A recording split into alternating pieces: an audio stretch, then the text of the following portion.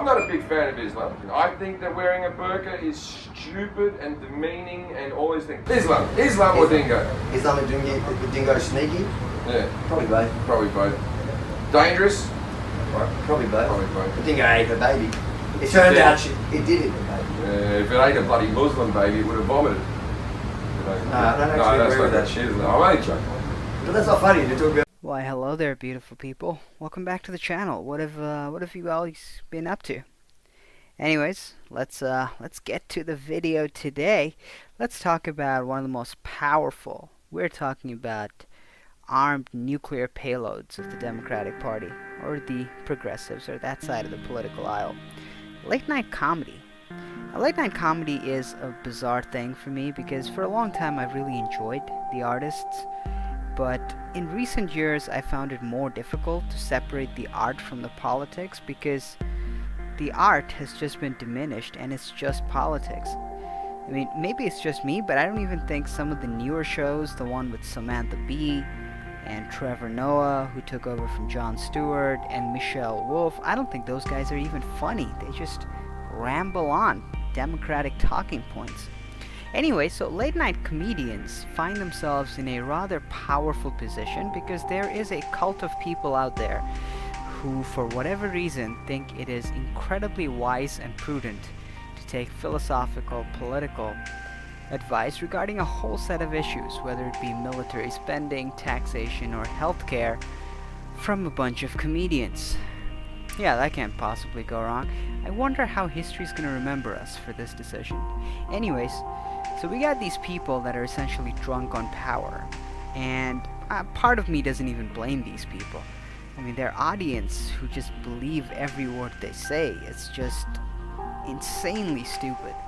Anyways, so these people have now realized they can paint anyone in any way they want through edited interviews, because if you call them out on it, they can just say, hey, it was just a joke, we're a comedy show. They've been doing this for a long time. I think several years ago they did it to Gavin McInnes. They had him on to talk about women's gender pay gap with regards to soccer, a total bullshit myth. Anyways, they painted Gavin McInnes in a really unfair light. I think it was Hassan Minhaj who did this, and then Jefferies did the same with Jordan B. Peterson. So it's been a long time, and my thing with people appearing on these shows, especially if you're not politically aligned with these people, you should only appear on these shows if you can convince them to do a live interview, or share the full footage, or if you can grab hold of an unedited footage. I don't know why more conservatives don't think about this, but apparently somebody did.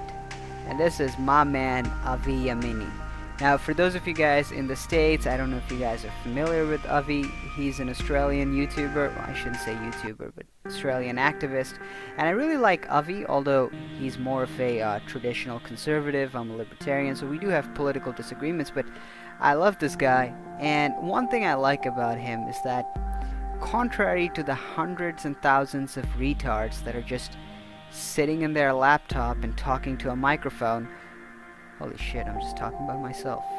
Anyways, unlike the vast majority of us who actually don't go out into the real world, we just talk into a microphone, Avi actually has been making attempts to be politically active, to stand up for things he believes in. So people like Avi Yemeni, people like Count Dankula, I have an extra layer of respect for these guys, simply because they have the bravery and the ability to go out into the real world, as opposed to people like me, we just talk about it.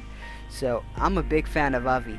And recently Jefferies tried to do this whole stunt with Avi, as he pulled with Jordan Peterson. Have him on with a 1-hour interview and then just edit him to make him look as bad as possible. And Avi Yemeni, he was smart enough. Before this whole thing started, he had a recording. So a few months ago, Jim Jefferies' producer contacted me and asked me to come on as a guest to his show. Now, I agreed with 2 conditions. One, there'll be no neo-Nazi or Nazi sympathizers on the same segment, because I don't want to be aligned to them and I don't want to give them any legitimacy or anything like that. Common sense. The second one was that they don't cut my answers from one question and put it to another. Now, To my horror, but not my surprise, they did exactly both. I got there and I secretly put my phones down to record the entire segment. I will link the video that Avi made about this so you guys can see. And it's just bizarre. But as disappointing as it is, it's not entirely unexpected. That's sort of what these people do. Now, it's no surprise that someone like Avi is a target. He does get, his philosophy does criticize immigration. But then there are things that happen that, you just lose your mind and you're like, how is this happening? Why is this happening? Well, to elaborate on what I mean, this is a tweet. This tweet came out from An0maly a few days ago, and I think it's pretty harmless. He says, "Shout out to all the Irish people whose families were enslaved, came to the US for a better life, worked in factories, then got called privileged and blamed for slavery by beta male, soy-drinking hypocrites and depressed feminists." This was on St. Paddy's Day.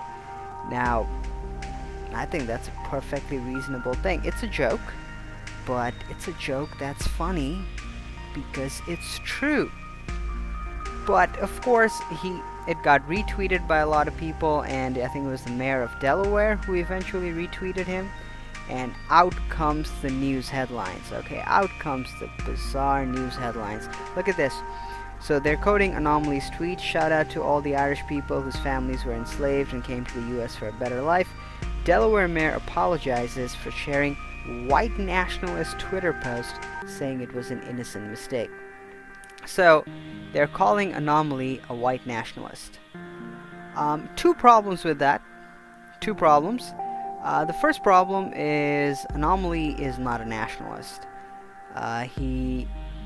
He's more of a libertarian. He has made a lot of videos criticizing nationalism, and as someone who is a nationalist along several metrics, yeah, I can safely say An0maly is not a nationalist, and An0maly would agree. The other problem, some would say, is a more substantiated problem. An0maly isn't white.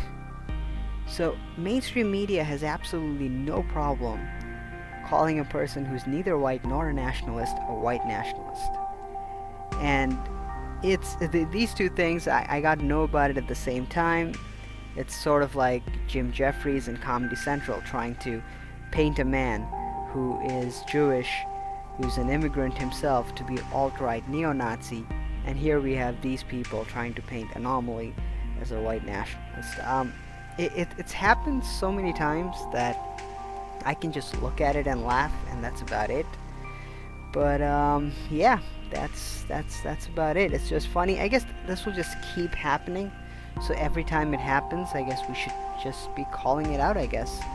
I don't know what else to do, but great work by Avi. He's gonna expose Jim Jefferies, and Jefferies would have a lot to answer for, I think. Anyways, you guys, that's what I had to say. I will talk to you guys soon.